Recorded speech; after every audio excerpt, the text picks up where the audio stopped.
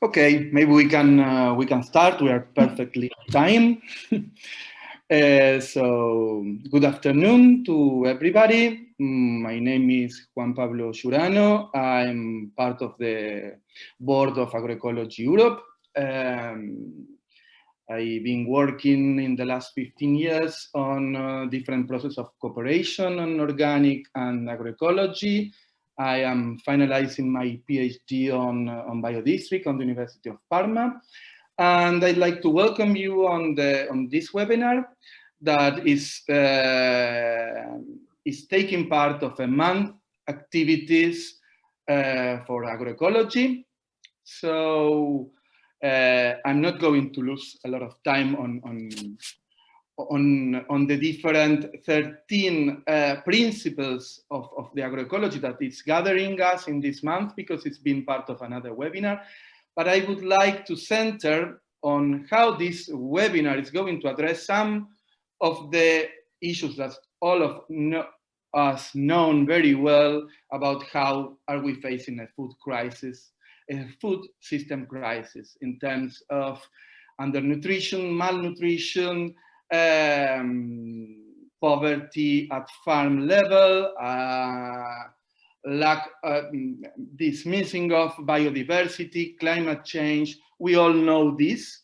But the center of this webinar will be on what Biodistrict can do for that. What are the Biodistrict can do and are doing at the European level to addressing this challenge of system change. I'd like to point out that main of the challenges that biodistricts are facing are related on what we see here on the transformational. The last 6 principles of agroecology that's been elaborated by the high level of panel of food security of the United Nations. And they are the co-creation of knowledge, the social values and diets, the fairness, connectivity, land and natural resource governance, participation. All these levels and principles are addressed on biodistricts. So the idea of this webinar will be to introduce how are the biodistricts working at European level, and then we will take the case of 2 national experiences from Spain and from Italy. So the idea is now, for who's not presenting, please to turn off the camera so it will be easier to have for the connection. We will have a presentation of each one of the speakers of 10 minutes. Then we will have a short discussion address on 2 questions that we'll see. And then we will open for the last half an hour, hopefully 20 minutes, to open question for the different participants. So starting, I would like to give the word to Jostein. Jostein is an attorney at law, specialized in business development and partner interactions, coordinator of United Nations Core Initiative Organic Food System Program, member of the Global Alliance of Organic Districts, member of the Board of Directors of the International Research Network Food Quality and Health, and Beras International Foundation. So, Jostein, it's your turn. Thank you, everybody, for participating. Thank you so much, Juan Pablo. It's such a pleasure for me to be here, and it's such a gift for me to be able to address all of you with this interesting subject of the biodistrict, both at international and at European level.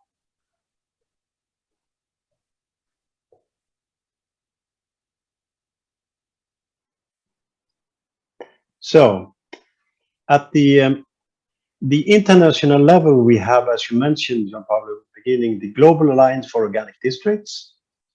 And here you have the homepage. You can go at any time, 24/7, and have a look at it. And just to start it is to co-create a global network and the emphasis is on co-creating. So this is not a one-man show. This is rather all of us who should take part of this. And then it's to support the local development of organic district in different territorial contexts and scaling up examples of practical solution. This is maybe one of the core of the global alliance here, international level of biodistrict, is the action. Because then if we have the theory, then we need fairly quickly to get into action to really show what we're doing. And a third focus area is, of course, to facilitate the transformation of global food and farming systems. And as we know, the food and farming system may deliver on all the 17 sustainability goals of United Nations. So if we do this right, we can do a lot of things good. Here we see the start of the Global Alliance, February 2020, in the Ministry of Agriculture in Rome. And this indicates the international phase of what we are doing. To the left, we have Jennifer Chang from South Korea, Arunos Svitouros from the Baltic states, myself, and then we have the mayor from Busan County. And the next one, smiling there, shaking hands, is, of course, our dear Salvatore. And the next one is Dr. Zizi from China. And then we have the representative from IFOM Europe. So this is really a global network. And the founding partners of the Global Alliance is Asian Local Government for Organic for Organic Agriculture, IFOM International, and LOMCP from the Philippines, and the network of Salvatore here, International Network of Ecoregions, IFOM Asia, IFOM Europe, Regeneration International, Organic Food System Program, and the Baltic Foundation. But fairly wide participation here. I love this picture with Salvatore and Mayor Lee Chia-yong from Busan. This is really happy guys starting the Global Alliance. They are both now selected president of the Global Alliance. So these are our two bosses, so to speak. And already after only some few months and a year here, we have partners in all continents. And here you can, if you go into the homepage of Global Alliance, you can find all the partners. You can scroll down, you can enlarge it and see where they are. And we are so happy with Jean Pablo that we are now the opportunity to also be in Latin America, in Argentina, in other countries. It's so important that we have this wide participation globally. Now, the last part of my introduction here, introducing Biodistrict, will be on Europe. And here we really can see that also in Europe, we have a lot of engaged participants in the as biodistricts. Here is a particular interesting aspect of what we're doing. Salvatore and his team started the biodistricts in Italy 17 years ago. They've been working hard to establish this, but now the European Commission has really caught up with the potential of biodistricts. So following the farm to fork, they have set the landmark of 25% organic by 2030. In order to reach that, so this is the supporting, so the Commission made some supporting strategies, farm to fork, bringing nature back into our lives, sustainable blue economy, action plan towards zero pollution for air, water and soil, new European Bauhaus, new actions and funding to link sustainability, style and inclusion. For me, this is not only words. For me, these are doors that opens for us, all of us, that would like to join in. So it may be words, but it's really doors opening. And it's so good that we have the support now of the European Union. You know, 27 countries in Europe, they would work with the basic of these documents. And in particular, we have the action plan for development of organic production. And here you can look at it afterwards. Here we have in section 2.4 specifically mentioned biodistrict. So the European Union says that biodistrict is something we should do together in all the 27 countries of the European Union. And starting in 2023, the Commission will encourage member states to support the development and implementation of biodistrict. And the first one here you see was about production, and there is also some new messages from the Commission about consumption. So now it's both production and consumption, and in both of these, they are specifically mentioning of biodistricts. You can have a time afterwards to look further into it, but it's very important with all these open doors for us. So this is really a time for sharing. This is really the time that we work together. I just I sit in Sweden now, and you know, Greta, she's from Sweden.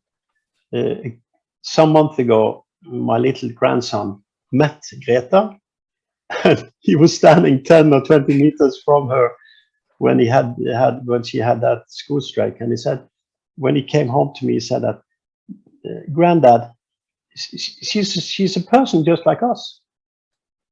So this is a very great inspiration for all of us that we have this time for sharing, and at global level, no matter where you are in the world, no matter where you are in hierarchies, we must do the work now. So thank you for your attention. As Johan Pablo said in the beginning, I have many hats: Beras, Global Alliance, Organic Food System Program, and also Food Quality and Health. It's very good to be here with you. And then I have the great pleasure to introduce the next speaker, which is Salvatore Basile. He's president of IN.N.E.R. He's co-president of Global Alliance for Organic District. And most importantly, he's such a good human being. And this is, when it counts down to all the things we are, all the hats we are having, inside the hat, we are human beings. And in the future, we need to be more and more human beings, going from the egocentrism to the ecocentrism in human mankind. Thank you very much. So the screen is yours, Salvatore. Thank you, my friend. So, of course, as you underlined, it's clear that a biodistrict or organic district is, first of all, a place of the human relations, new human relations through the humans, but through the human and the nature too, for example.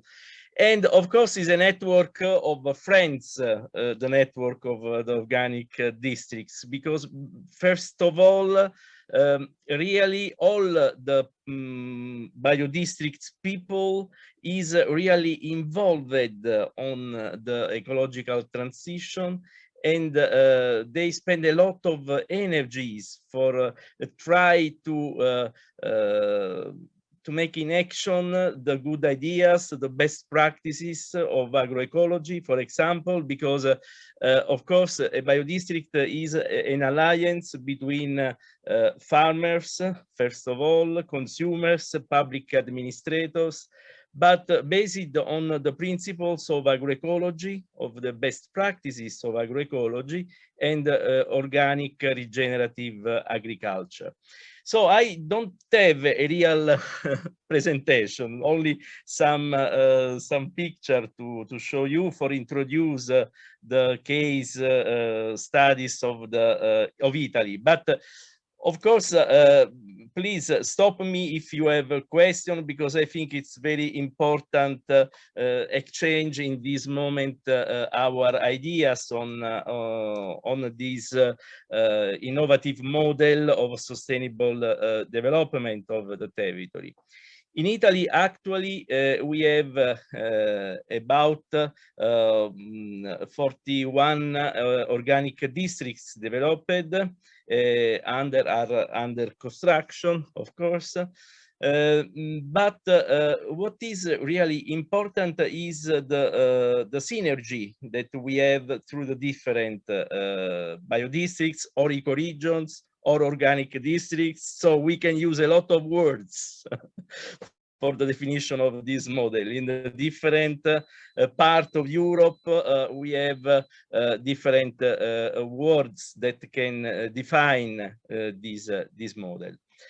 And in Italy, of course, the idea is that to have a little discussion about how to think a biodistrict according to the national law, to the stakeholders networks, the desire for change of the local community, the practical experiences from the fields, and so on.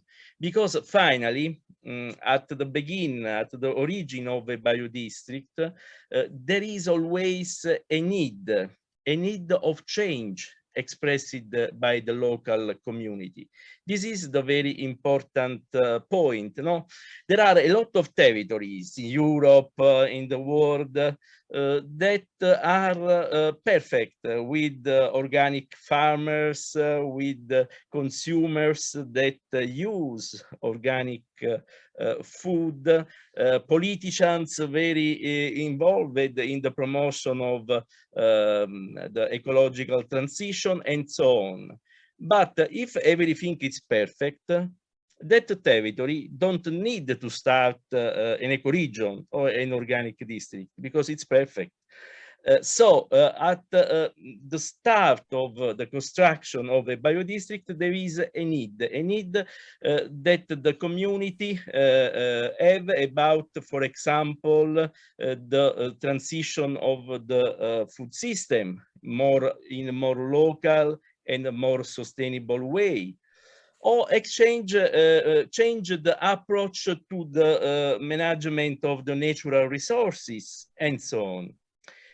For that, in this picture, you can see in which way, when we start with a biodistrict, we have a real agroecological metamorphosis of the territory, where we have involved all the local actors. But it's important that we try, for example, with the public forum, meetings with the stakeholders, meetings with the organic farmers, with the public administrators, and so on. We have tried to understand which is the need of that community, in which way the biodistrict can improve the ecological transition in the right way on that territory.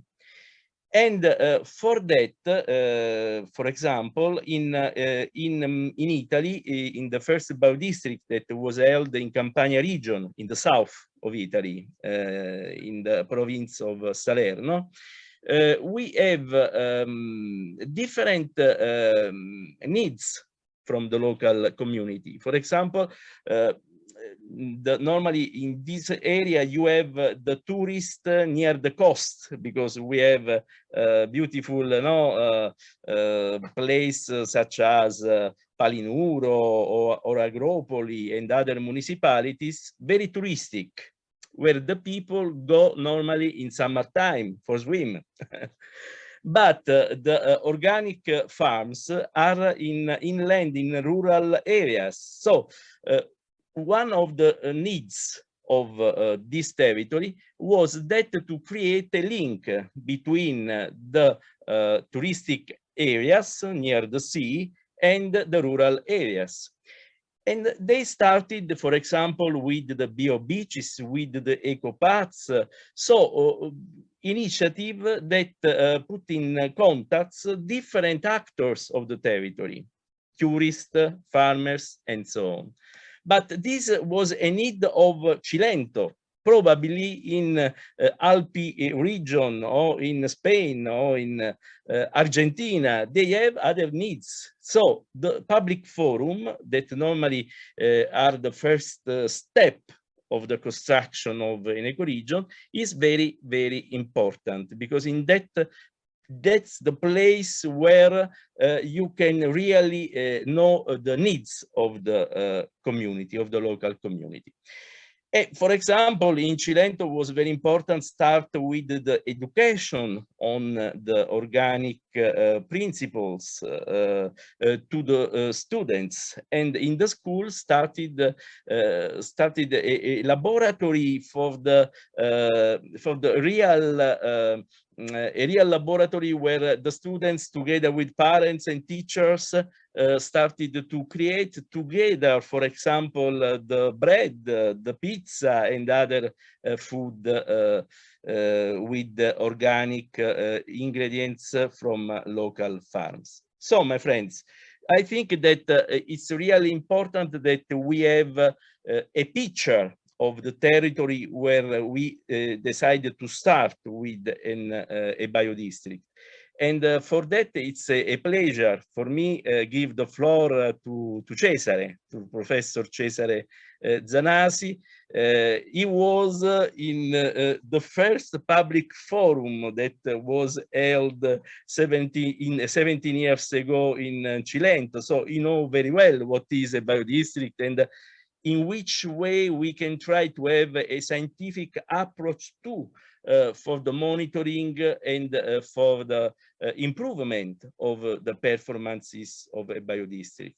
So Professor Cesare Zanasi is the University of Bologna and is the responsible of the scientific committee of IN.N.E.R, the International Network of Ecoregion.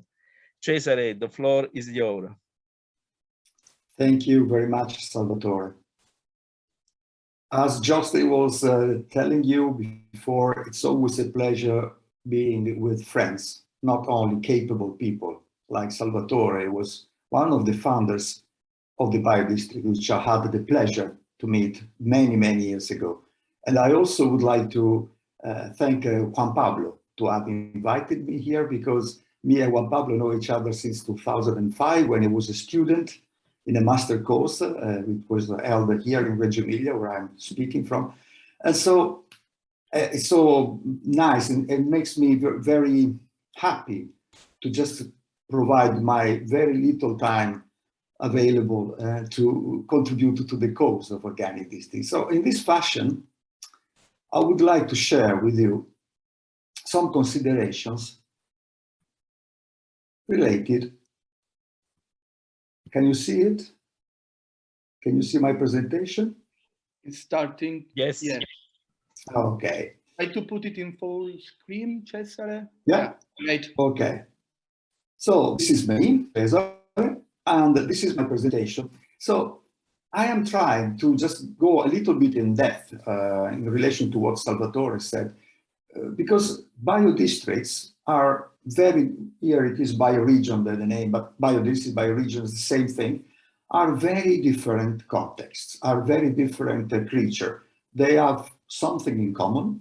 They are based on organic farming, on organic values, on integrating different actors within a single project. But when I had the chance to meet many representatives of different Italian organic districts in 2014 in central Italy, I could see that every single organic district was a single creature with its own personality, its own atmosphere, And this atmosphere was related to a mix between the physical situation, the political situation, and the people who promoted this organic districts. So with this in mind, we should be always aware that whenever we want to create, manage, or think about organic districts, we should think in terms of different identities which should work together, like a mosaic, okay? So I am trying now to find out which could be some aspects which you should be considered when defining or analyzing or trying to start an organic districts. And I start from our experience in Italy. So just to recap very quickly, organic districts involve many different dimensions, not only many different actors, but also many different dimensions, which are tourism, gastronomy, farming under the agroecological hat, regenerative farming, organic farming. The natural resources management is a very important aspect, energy production, food processing, distribution, consumption, the social importance of the organic districts, and the presence of young people, which are the engine of the future development of organic districts. All these aspects are part of this complex system, which I don't want to call only food system. I think it's just a territorial system where food plays a very important aspect. But this territorial system is related to an integrated, sustainable development. So this is just to remind you what we are talking about. But as I told you, a first distinction that we can consider in terms of what are the different types of organic districts should be related to the startup strategies which were followed. We can have more or less two types of organic district, mainly related to a bottom-up start, where local communities, where single or groups of farmers and other civil society representatives decided to start an ecoregion. Why? Because they wanted to improve their situation, Salvatore said. And then we have another type of organic district, the one who is promoted mainly by a political decision from the local or central authorities. And it comes down to the communities, which should in some ways adapt to the design and the strategies which were decided at the central level. So these are two different approaches, and they have pros and cons. Let's start from the bottom-up approach. What is the positive side? It is generally considered the most desirable and sustainable type of organic districts. Why? Because when an organic district is started by people who are the direct actors, starting also from their motivations, the activity of a biodistrict, they are very much committed in what they do. And also the strategies they design are context tailored. They know exactly what they want, and their strategies are exactly related to the need of the local communities that they are part of. So they know very well what they need to do. And so this makes the approach from a bottom-up perspective a more theoretically sustainable one. But what is the problem? If you wanted to put many people together, different actors, with different resources, different capabilities, different mentalities, you need a high financial, human capital and technical capital related to the local available resources. So people who are skilled, money, technical resources, which are needed to ignite and support the startup stage. So it is not so easy, though. Not in every situation you can start an organic district, okay? It needs to be present sort of resource-based availability, which can determine the success of a bottom-up approach. So bottom-up, desirable, but quite difficult. The other one is the top-down. On the other hand, the top-down has different negative sides. Why? Because the stakeholders' involvement is little sometimes, or it is forced by convenience. I can access this organic district because I've got money that are public financing of my activities. So in general, it is possible, it's not always like that, but it is possible that the local stakeholders have a reduced commitment, so they don't feel they own this initiative. And also the solutions sometimes cannot be effectively related to the local context because they are designed from above. And so maybe sometimes there are self-referential agendas which prevail on the real necessities of the local communities. And the reliance on public support can become a sort of backlash for the local communities, because people rely very much on the public money, and they maybe create lobbies to just take most of the financing which is available in the table. So you can create discrimination based on political belonging, or sometimes of dependence on the public money, which reduces your commitment to create a very effective and efficient organic district.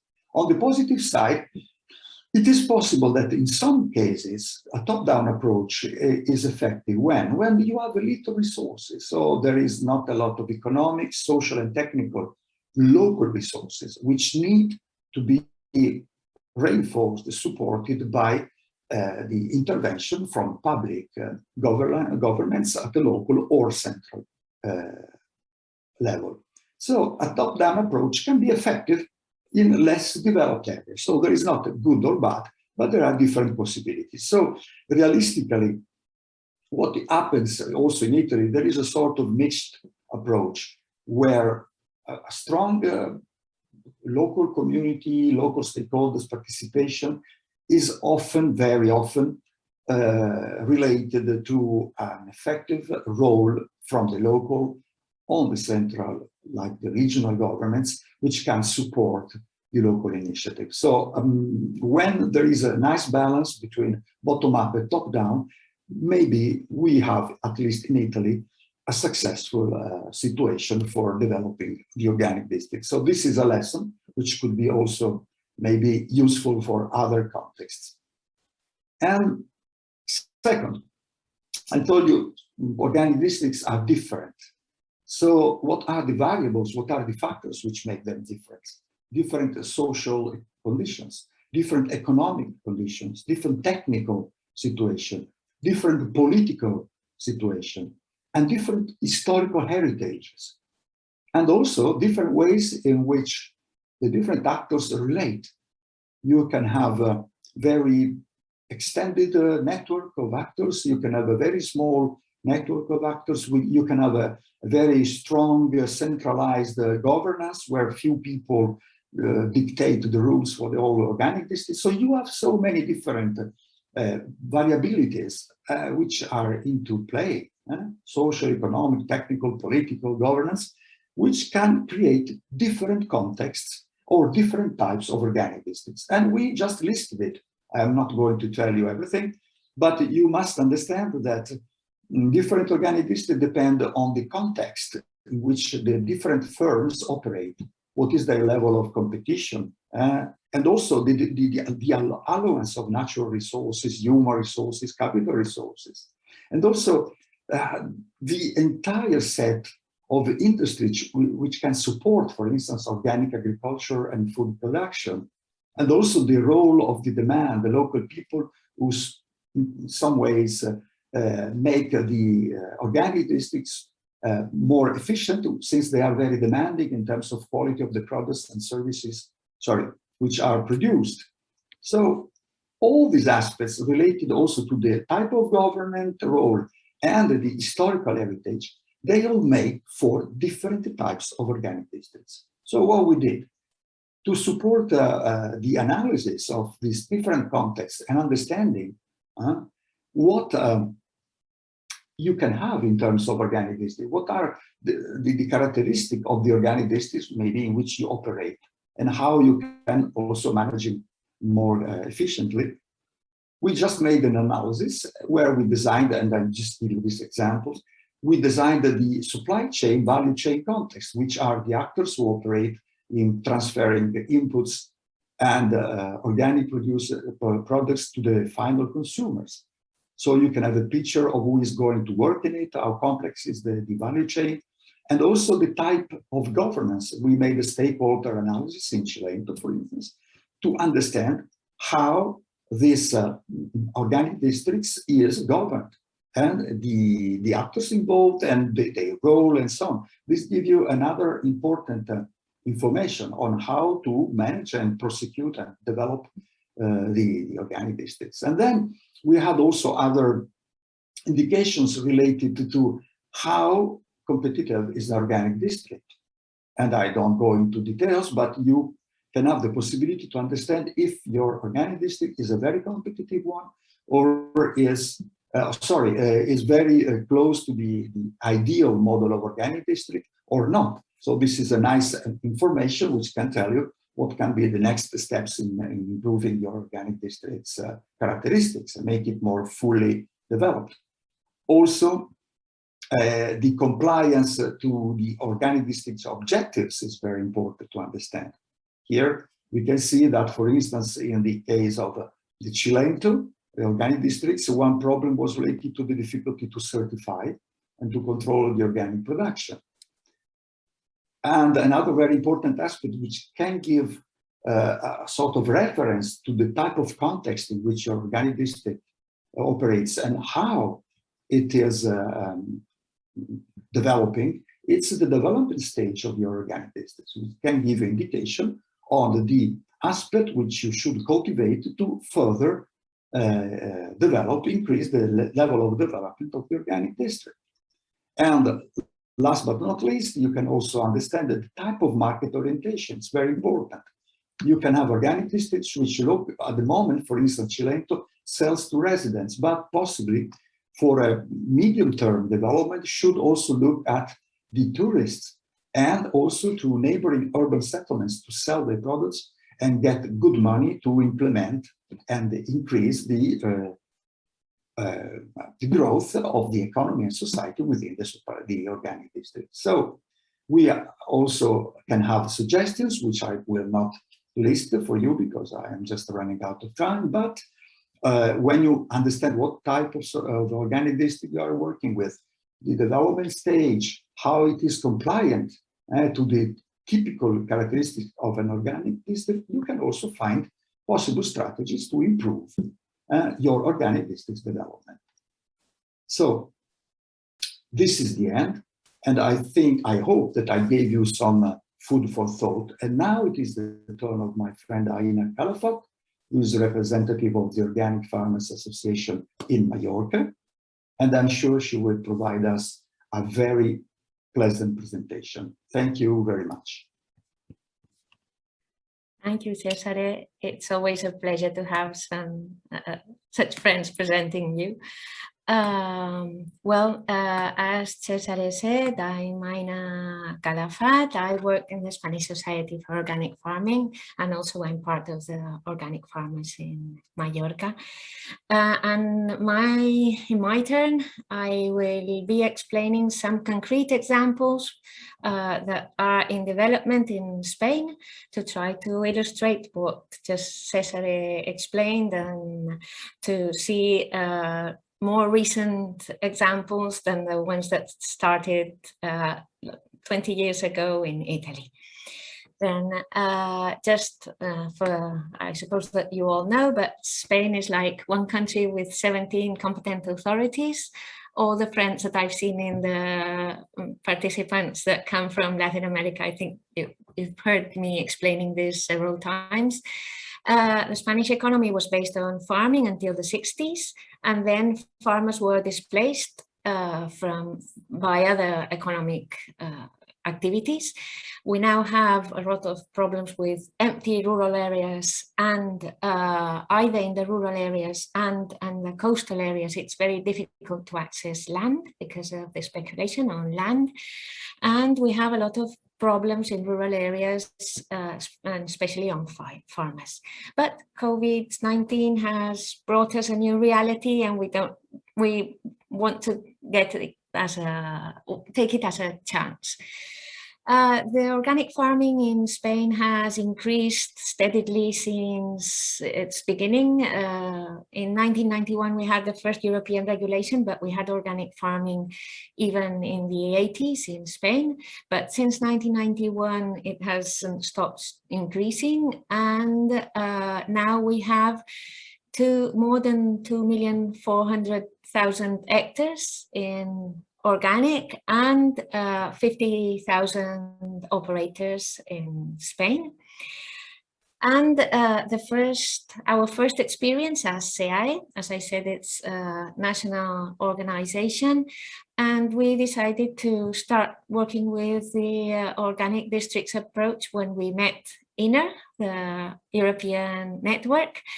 And our first experience was in Alicante, in the southeast, especially in the east of Spain, and in the district of Vinalopó, Mitjà i Alt. It started as a leader project group by a local association, and promoted also by the local action group, and it included 4 municipalities. It started with a lot of debates, trying to involve all the stakeholders, and the debates included consumers, organic farmers and processors, trainers, local associations and municipalities. So it was like a bottom-up approach, but very depending on the ongoing project with European funds. The pilot project covered more than 40,000 square meters, 14,000 square meters, and 4,800 inhabitants. And as I said, 4 municipalities. The project intended to extend to the entire territory covered by the local action group. For those that come from out of Europe and are not familiar with the CAP funds, and a local action group is usually a group created in a territory to use CAP funds, Common Agricultural Policy funds, to develop economy in rural areas. One of the main results was that 8 local organic farmers created an agroecological network and established rotational markets, weekly markets in 4 municipalities. And the first steps was to introduce the promotion of organic products at the consumers level in the municipalities, trying to reach the people the nearest we could of their houses. The promotion of a fairer way of consumption, getting farmers and consumers together again and shortening the food chain, and spreading the local agricultural knowledge.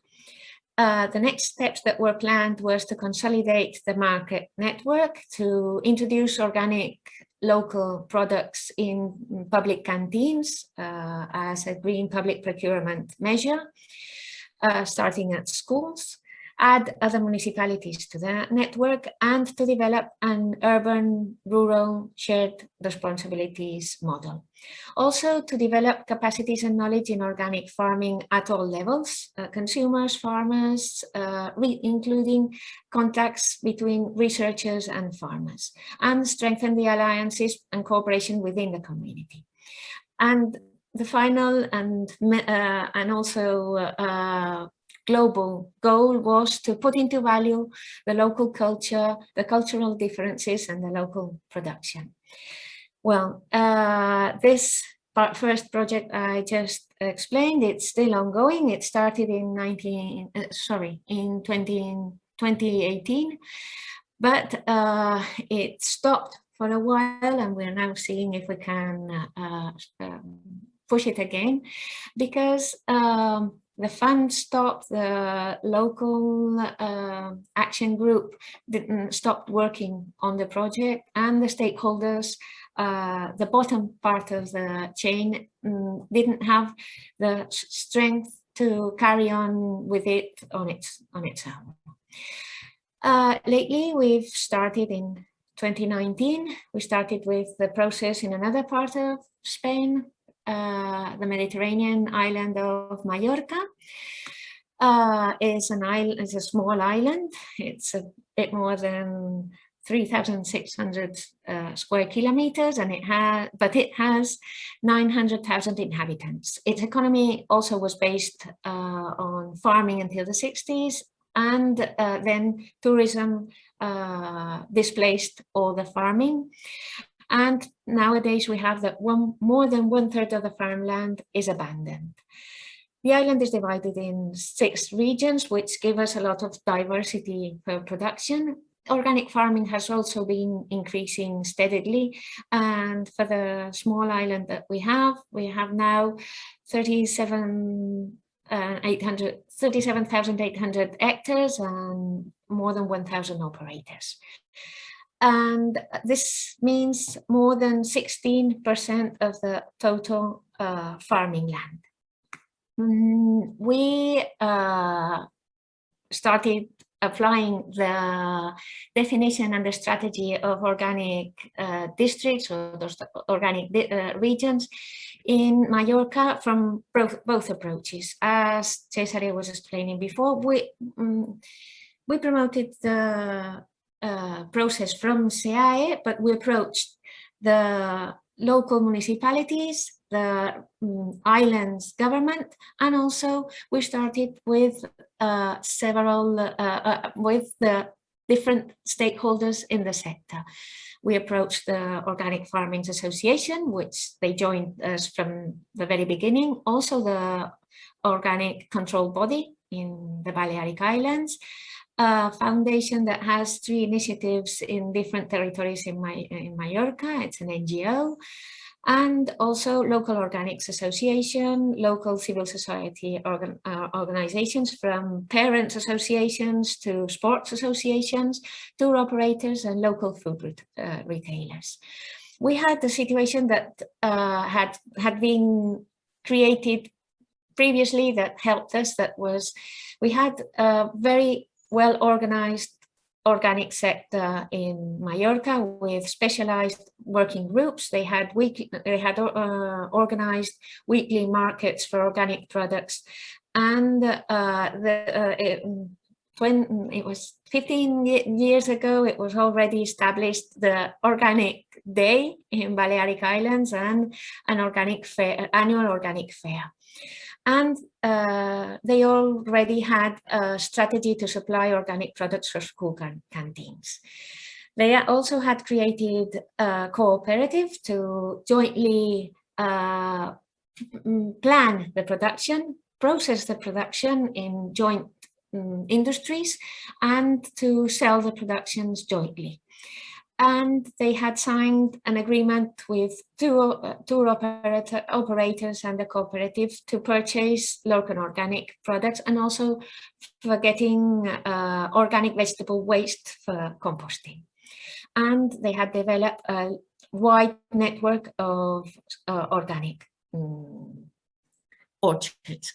Then what have we been doing since 2019? We, as in the north coast of Mallorca, have become 10 years ago part of UNESCO's World Heritage, and but it's also a territory that's threatened with soil erosion. We decided to start a pilot project there, conducting multi-stakeholders workshops in 7 municipalities, involving the municipality, all stakeholders. In one of the villages, we had 10% of the population participating in the workshops. So it was a really territory-based process. And we also started exploring the possibility in other parts of Mallorca, like in the flatlands that have serious problems with nitrates. All stakeholders were very involved in the process and were very keen to be part of this process, and they identified some of the needs. One of the needs that was identified was that there's a need of local dynamizers for this kind of process or projects that cannot be just in one of the stages of the project. They have to be there and continuously, because we need someone to pull the process in the territory. That there's a need of joint research, training, and with farmers, technicians, and researchers to develop organic methods, and also to communicate to consumers. We need to recover those abandoned lands via land banks or territorial agreements, and the network has to be dynamic and has to have, as Salvatore already said, has to have an impact on the local community and the local society economy, because if not, it will stop. It will just like die or stop. We had a meeting of a European project that we have together with our colleagues of IN.N.E.R and from different organic districts along Europe, and we had a meeting in Mallorca. This was very helpful for showing the local authorities and the local stakeholders that we're not alone. And we made a big step, signing the letter of agreement between IN.N.E.R, SEAE, and also Albasud, which is an organization that works with tourist proximity tourism proposals. And the next steps that we are going to do very briefly, in a very short term, is to use the monitoring tool that Cesare also mentioned to see at what point we're standing now and what next steps should we take. That's all from my part or side, and now I would like to introduce to my colleague from SEAE, Karen Holberg. She's an economist. She's worked in the organic sector and for the organic sector for decades. She has the view from the operator's side and also from a wider side, because she's been part of SEAE from the very beginning. She's been 12 years in Agrobio Mediterraneo, part of IFOAM Organics International, and now she's part of SEAE's board, and I think that it's better if she speaks for herself. Thank you to you all. Thank you, Aina, and it's a pleasure to be here today with all of you. Thank you, Pablo, for the invitation. I'm starting to share the presentation. It should start now. Could you confirm, please? Okay. So first of all, I'm coming back to the principles of agroecology, as this is part of the session and all the activities of Agroecology Europe this month. And we started last year in SEAE with a discussion on which agroecological model is our model and how we can find a coherent way of improving the regulation, the organic regulation, to include more of those elements in the future. And the idea was to examine each of the principles to see if it's okay for us, if it's in line with our activities and our thinking, and then check the degree of inclusion of it in the EU organic regulation. In this case, you can see the principle of connectivity on the screen. And in general terms, you might know it's linked to, sorry, I have to change the view. Okay. and it's linked to the element of circular and solidarity economy that reinforces the relationship between sustainable local food systems and the circular economy, and is also in line with reducing waste and recycling and generally improving resource efficiency. And I think this is an important point we have to take into account more and more also in this biodistrict approach and other similar models. Food security and nutrition aspects would also come in here and are important as well.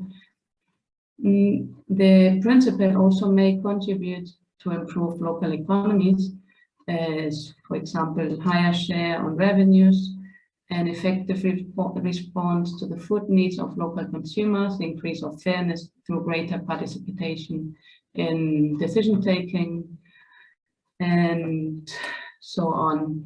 Then the next step was to go really in the terms of the words that are used in the principle, because sometimes the words are very, yeah, you have to think about it, but I mean, they can say more than one thing.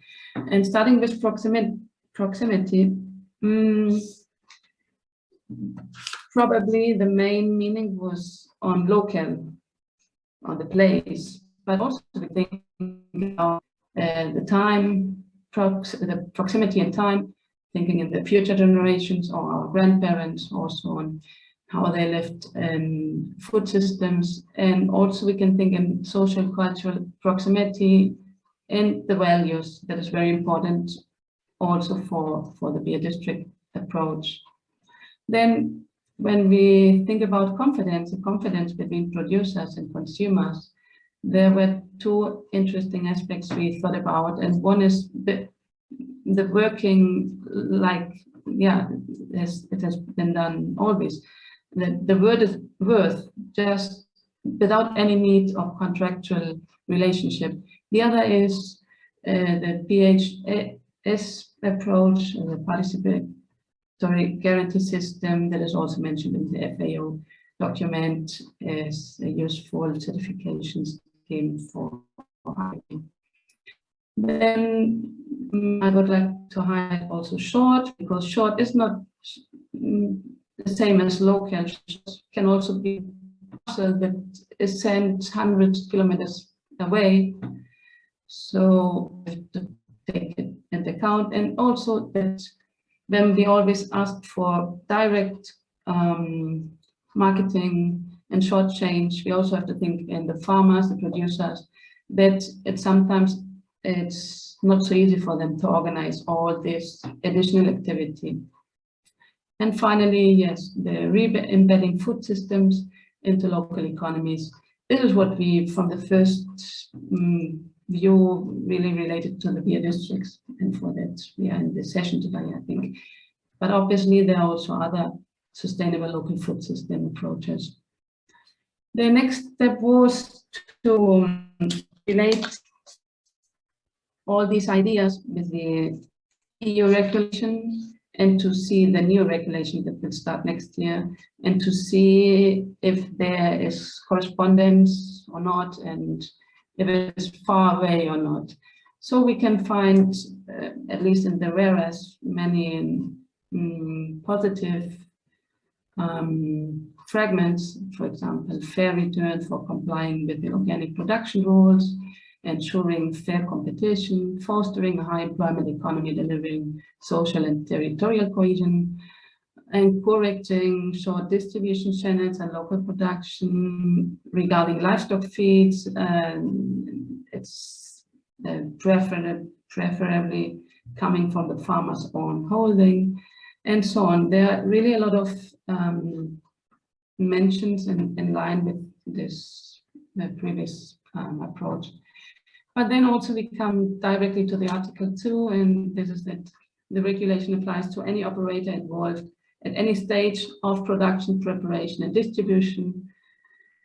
But of course, here we are missing the consumer. I mean, it's not new for us that organic regulation is for production, but we cannot say that it's for the whole system.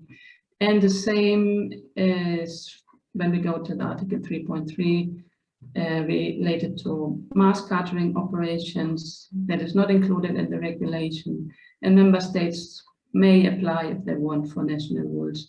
So it's another, and in this case, it's an important activity and transformation activity that takes part of the food system, and it's not included in the regulation. So at this point, I really think we should go and see how to converge all these principles and regulation and to have one coherent regulation frame. After that, I'm not going to speak about biodistricts in Spain. I'm going to speak about other activities that are also could be local food systems or could be future biodistricts, or there could be any or some collaboration between biodistricts and these initiatives. I start with the example proposed by Alimenta. Alimenta is a think tank for, let's see, this is a think tank for food transition, and they call their proposal a local agroecological based agri-food system. That's a consolidation of a new food regime, alternative to the dominant one, the corporate globalized food system, seeking the synergies produced by cooperation to produce, distribute, and consume locally. Its main objective is to expand local consumption based on the Mediterranean diet, grown organically in its own territory with fair remuneration for work. Some key aspects: connecting and expanding the scale of agroecological experience through the improvement of local income and employment, the self-centered local development linked to the territory, then two ways, downstream and upstream, so it's similar to the biodistrict idea or model. It's based on cooperation and not on competition, that is also in the same line.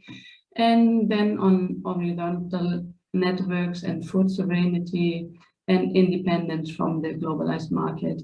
So this is quite theoretical approach, and we think that it's when they want to come down to the field and implement or achieve these ideas, the biodistrict methodology could be very, very useful.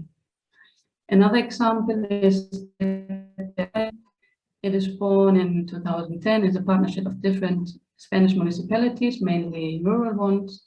Since then, the RAI is built on the previous experience, focusing on local connections with restaurants and retailers. The method they are using and the brand emerge as a system of contracts between local municipalities, restaurants, or other consumers, as well as landowners and unemployed people, in order to custody both the territory and the agro landscapes by enhancing agriculture biodiversity and self-employment. They are also engaged in different projects as, for example, land banks, composting seeds, etc., based on agroecology. In this case, they are really working on the ground. They are in contact with the municipalities, and they already identified what is going on the territory. So I think there could be a lot of collaboration with RAI, for example, to find more territories that could be interested in this biodistrict approach. More or less the same is the case of network of cities for agroecology. It's an association formed by local Spanish municipalities. Its objective is to generate a dynamic between local entities in order to build local food systems respectful with the environment, sustainable, inclusive, resilient, safe, and diversified, that ensure healthy, sustainable, and accessible food for the whole population, and that promote local employment. Currently, there are 21 members, both big cities as Barcelona and Madrid, as well as small and very small rural municipalities. I think it's the same case in the previous one, that they know the ground, they know, and obviously we are more interested in the smaller cities, They know the ground, and there could be also good collaboration to see if we can develop and build a district in some of those areas. Another example we have in the Catalonia or Reggio Catalunya, it's based on the German model Regionalwert, that you know probably, that offers citizens a practical opportunity to take responsibility for sustainable and resilient agriculture and food industry through the purchase of shares and participation rights that are invested later in small and medium-sized organic businesses in the regions. They started working in Catalonia some years ago, and they have clear objectives for the year 21 and 22 to gather €1 million among 300 people to invest in 5 production, transformation, trade and service companies, to create 20 jobs and transform 700 hectares to organic farming, and create also pilot micro eco-regions to start to the transition to 100% organic in the region. In this case, it's a model that is based on financial development, or let's say the first step is financial development. So it's slightly different to the other approaches, but probably it could be complement the Biodistrict model. And finally, I got 3 other ideas of existing cases we can find here. First would be an ad hoc agroecological territories. There are places where agroecological initiatives arise, accumulate, develop further on its own and within their scopes, very small initiatives. So I think in this case, probably to convert to a Biodistrict doesn't make so much sense, because they're working with their own rules. But anyway, we can also identify some bigger ones. Then the other case are organic food clusters. These are areas where organic production takes an important part of the economic production of the area. And this could be something like an industrial district based on organic production. In this case, probably we can find some interesting areas that could be interesting in Biodistricts. And finally, clusters of organic production within existing sectorial clusters. Those are areas specialized in specific agrarian production that start to convert to organic production, for example, wine areas, cattle, olives, and so on. And here the same, some areas could be very interested in Biodistricts and other perhaps not. So that's all. Thank you very much. Thank you very much, Karen. Thank you very much to everybody for the presentations. I think that all of the presentations, the 5 presentations, are going directly to the principles that we were discussing on the beginning. So Biodistrict clearly can go for a system change in food. And one thing that I would like to shoot, let's say, for starting a brief debate, I would like to read a definition of sustainable transition from Marx. And it's very, very short. It says, a sustainable transition occurs where there is a fundamental change in a system, both temporally over a period of time and spatially occurring in a specific territorial location. And thinking about this, the concept of transition, if we go back on time, like 30 years ago, and we change the word of transition to revolution, it would be more or less the same. I mean, a sustainable revolution occurs where there is a fundamental change in a system, both temporally, but the temporally would go in a short period of time. This is maybe the difference between a radical change and a transition on the change. So going on that, I don't know, and going back of what Jostein was saying on the beginning, I don't know if Greta thinks that we have a lot of time to make transitions. And thinking about this, my question would be, taking into consideration that biodistricts take time, how can we encourage that time at two levels and to start in this brief debate? One, how to engage stakeholders to take part on the concept of a biodistrict. And second, how the biodistrict can create system of management that can be sustainable on time so that the changes can go further and get deeper and deeper. So these are like kind of shooting points. Anyone that want to take them, please, and then we will open the floor for any kind of question for the rest of participants.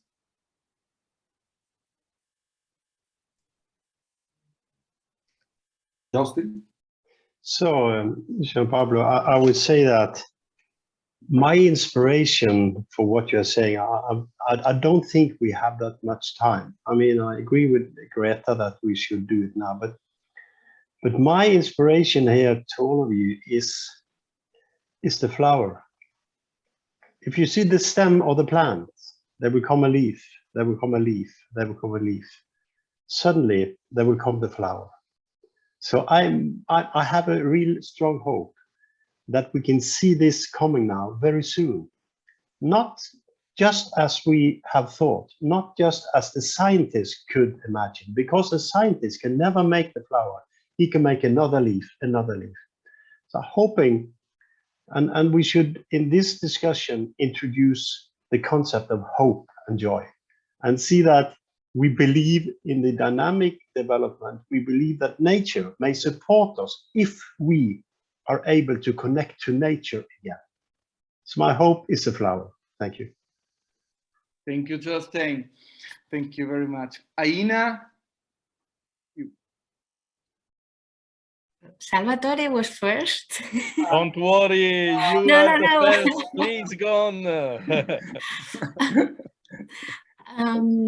Well, no, just is that it's true that we don't have time, but I think that the organic districts approach, as it involves everyone, with independence of from where it starts. It can be bottom-up or top down, but it involves everyone. So it, as we could say, it leaves less victims on the process because it takes everyone on account, and in the end it's a process that everyone takes it as a process of themselves, and it doesn't have to be that slow. We need human resources. Biodistrict is about people, about investing time, about making networks and getting everyone involved. It's not time we need people involved in the process. So we can act very quickly if we get people involved in the process. Thank you, Aina. Go, Salvatore. No, only for try to answer to your question, Pablo, because about the question in which way we can try to involve more stakeholders in the initiatives of the biodistrict. So basically, of course, when you have a real organic district, you don't need to involve stakeholders, because stakeholders start the ecoregion construction because it's a need that they have.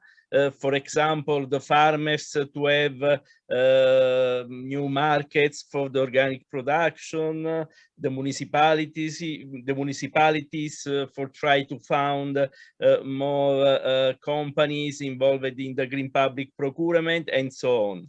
The problem is when you have the approach top down, of course. No, in that case, you have absolutely start to involve more and more stakeholders in all the initiatives, because without the real involvement of the whole community, you don't have an organic district. As Karen said, in the last examples, there is an example of the ecoregio that is a model based on the financial aspects. Collect 1 million euro for start with the new companies, new activities. That isn't an organic district, of course, it's clear. Because in the organic district, we need more humans involvement, new relations, no money, no financial activities for do something. It's clear what Cesare said. Sometimes when you have a lot of money to spend, you can spend your time to spend the money, not for do something for the real ecological transition. That's all. Thank you, Salvatore. So I think that now maybe we can open the floor to any participant that want to address a question or make a comment. Please raise the hand. We have a lot of people that is, see. Don't be shy. Don't be shy, yes. We have different participants from Argentina and Latin America too, joining these European experiences processes. But Pablo, you can make a translation if you can involve these people in the discussion. Please. Yes. I mean, I think that most of the people that is following are understanding because our English is not that that impossible. But maybe we can switch to Spanish too a little bit. Así que si alguien también quiere sentirse con ganas de hacer algún aporte o alguna pregunta en español para sentirse más cómodo, o en italiano también, y lo vamos traduciendo, bienvenido. Y traducimos claramente si es necesario. O portugués también, eventualmente. ¿Alguna reflexión? Aviso que en Mallorca inventamos el esperanto de nuevo, porque unos hablaban en catalán, otros en portugués, otros en italiano, otros en francés y todos nos entendíamos. Así Hola. que... Hola. Hola, sí. ¿Sí? ¿Se me oye? Hola. Hola. Perdonad que estoy con la tecnología, con el Zoom y esto, pues, bueno, por lo menos se me oye, puedo. Yo estoy, I'm here in Marbella, Málaga. I'm living here. I'm from Venezuela, but so many years I'm here in Málaga working, no? I'm so happy to find you because I didn't know about biodistricts, and I have deeply feeling about everything you talk, because I have my own reflections, and you know, Marbella, I don't know if you know Marbella, is very complicated area where the tourists and the places, the people who are coming is more international tourists, you know, and the economy is basic about tourists. Really, we have problem about that we don't have I don't know how to explain. We have like an organic area in one side. We have some people working in things like recycling, but they are alone. So it's like dispersion. And when I sorry about my English, I am a little nervous. But when I listen what happens in Italy or in Mallorca or in Catalonia, no? I don't know how we can do this in Marbella, and I see Marbella every year worse and worse and worse, and the politicians here is who is winning this year or next year, you know, to get the money for the next 3 or 4 years. So I don't know. And if you try to say something about ecological or things like that, maybe people think that you are hippie, no? that is completely wrong. This is so primitive. Now things are completely different. So I think it's so important to knowledge and about the circular economy and sustainable development that is urgently in Marbella and all the Costa del Sol. So I don't know what to do. I just take a lot of things from you guys. I'm so happy. And so please, if you can tell me something. Well, I have just shared my email because we have our next project meeting in Malaga, because Maria Vela, who is also attending the webinar today, she has started the process with the Diputación de Málaga. So we weren't focusing exactly on the Marbella region, but Malaga is, we can start in different points and in different places with different initiatives. So what we are trying to do is create a network of ecoregions at a national level, and then be part of the European and international level. So maybe it's easier if we you can write to us, to SEAE, to the email, and then we see how we create a local network with other contacts that we have in the area and start thinking of possible strategies. Okay. Thank you. Muchas gracias. Ya María Vela me ha mandado aquí el mail y bueno, pues... Contacta con María y el mío está ahí. Muy bien, muchas gracias. Thank you so much. Thank you. Thank you. I see the hand rise from Facundo, who's from Argentina, is the head of the organic department of the Ministry of Agriculture of Argentina. So, Facundo, your time. Hola, Juan. Mucha gente conocida. Gracias. Muy interesante. Yo pude captar algo porque no hablo también inglés, pero me pareció muy interesante y estamos acá con Silvina tratando de entender. Nos parece muy bueno el evento. La pregunta, bueno, es en castellano, vos, Juan, nos vas a ayudar. Tiene que ver con las realidades, ¿no? Acá en Argentina hay mucho interés por la conformación de biodistritos. Hay muchos, de hecho, hoy hay presentes representantes de municipios, pero que están insertos en una realidad como muy contraria a veces, ¿no? Argentina, ciertas regiones se especializaron en producir commodities, con alto uso de insumos transgénicos, agroquímicos. Por ahí la pregunta que le hago a Ina o a los otros disertantes, ¿cuál sería los criterios a poner en juego, cuáles serían las sugerencias cuando uno quiere conformar una ecorregión, un ecodistrito, cuando tenés esas condicionantes, ¿no? Si conocen algún caso análogo en alguna región de donde ellos trabajan, por ahí un poco más parecida a esta realidad que tenemos nosotros en muchas regiones. Gracias, Facundo. I will translate a bit. Facundo was explaining how is the situation in Argentina, where small and different organic experiences are in contact with different kind of processes, mainly structured for commodities. We have the GMO,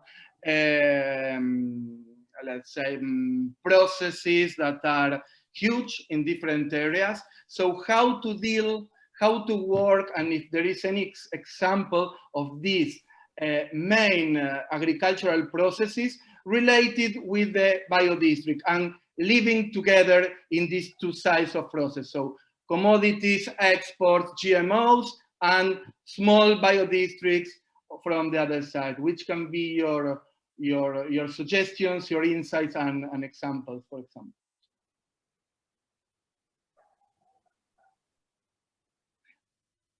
Who can take that burning stone?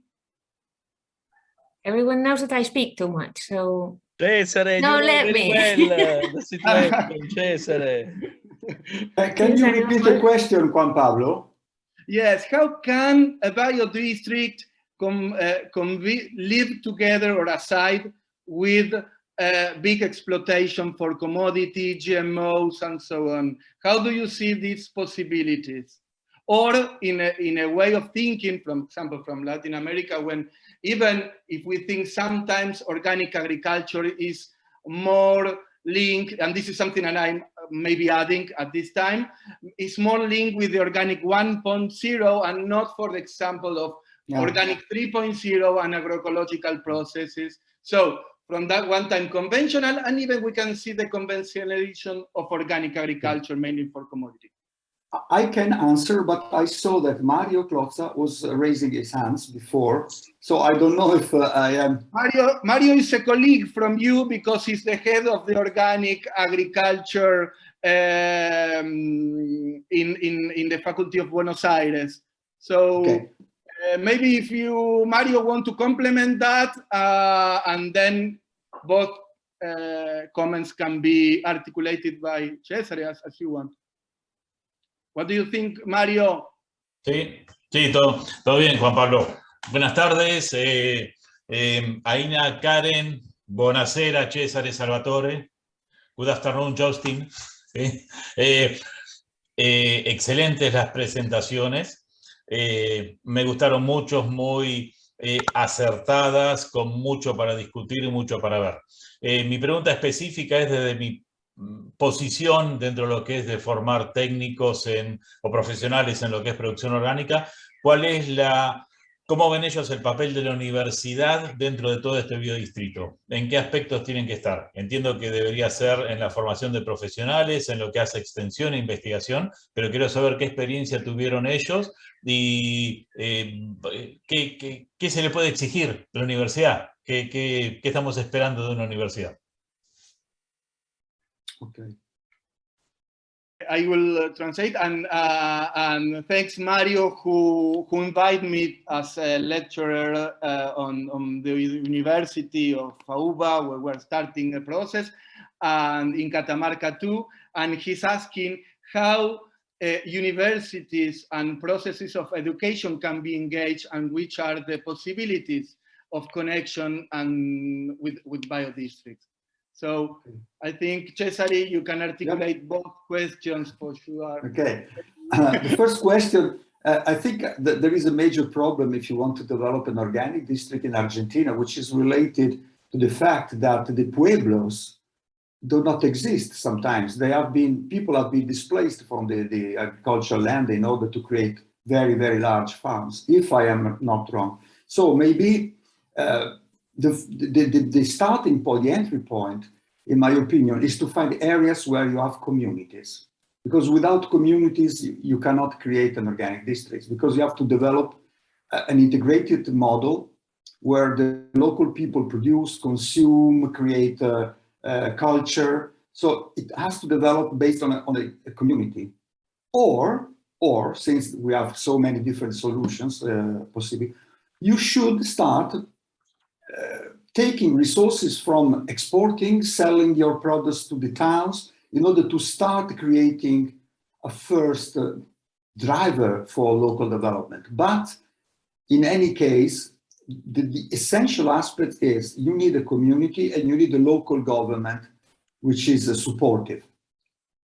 This is a very short answer. We could talk about and the second aspect, it's related to the role of university. I can tell you what we are doing. We are presently doing research and the dissemination. Research is mostly related to how much organic district can be impacting in terms of social, economical, and environmental sustainability. So their role in the local territorial development. Other researches are to suggest to politicians strategies which can be effective. And actually we did it because Salvatore, Eduardo Cuoco, and other people, I just gave a very small contribution. We just contributed to some aspects which were included in the European Action Plan from the European Commission. So you can act at the different levels, and also you can train. You can train trainers, for instance, people who will be able to send the message to the local communities, maybe more in touch. You know, as an academic, you are not so much in touch with the local communities sometimes. So some people can learn how to approach the problem and then transmit the solutions to the local communities. So you can have the different levels of training, of intervention, of research, which can affect most of the different actors which are involved in politics and territorial development. This is my improvised answer. Thank you, Cesare. I see the hands rise of Jostein. Please, Jostein. Oh, thank you. Thank you for inviting me here. I think also, I don't know very well your country, but it's always good with friends. And this is why we're here together. I mean, we have established the Global Alliance for Organic Districts, and you can find friends there. And you can show to your municipality, you can show to your government that there are examples that may be used as a possibility in your country. But you have to do it yourself. But finding friends, finding examples globally, and we will do whatever you want in order to support you in any way. I mean, Cesare, Salvatore, Gianpablo, they know you more than I do, but I will be your friend. And this is the next phase of development in the world, sharing and being friends. Thank you. If I may add very quickly, Pablo, you are a witness of this. So Mario, you could talk to Pablo, and we are developing the Pampa Organica organic district. We started from scratch, so you can talk to him. Who's Enrico is participating too, and is participating to Graciela Lacase from SEAE, the Inter-American Commission of Organic Agriculture, that are doing a lot of efforts for Latin America spreading the word of biodistricts. So I think that there is a lot of common points. I think there are, we are starting to create this network. We are open, and I think everywhere starting to flower. Coming back to Jostein comments, the flower is spreading. Now we have spring in Argentina, and you have autumn, but the flower of the biodistrict is starting everywhere.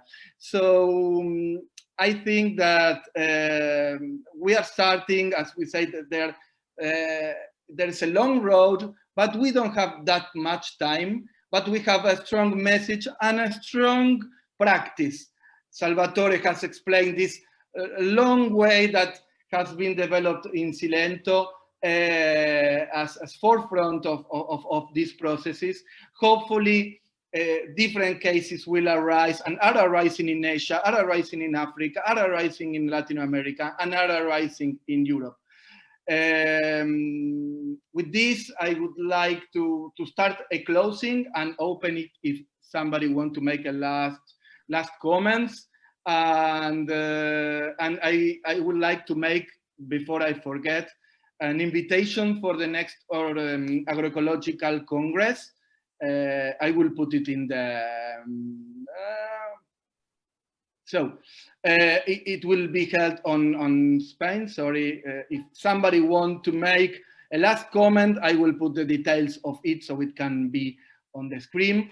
If anyone to make a last comment, is totally invited. I have an invitation, Pablo. It's very important. We will start the next week, the second meeting of the Global Alliance of Organic District. Please, you have here the page where you can do the registration. I will be there. So in 2 days, I will start for Korea.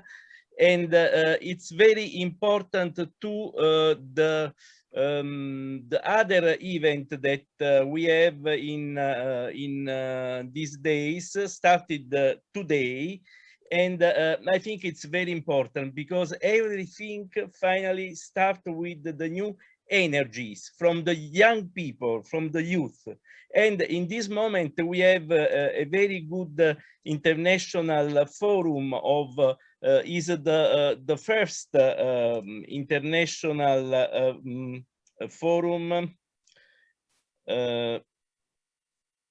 Okay, I stop here because you can see in other way this very important event that started today. It was the first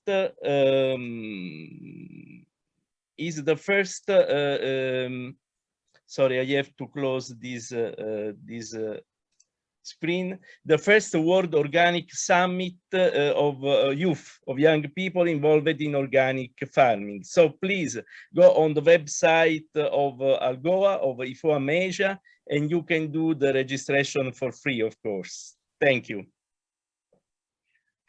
Thank you, Salvatore. And here you have the information regarding the next Agroecology Europe Forum that will be held on Barcelona on site and online from the 17th to 19th of November. So the invitations, we made the different invitations. Things are going, things are moving fast. I don't know, Jostein, if you want to make a comment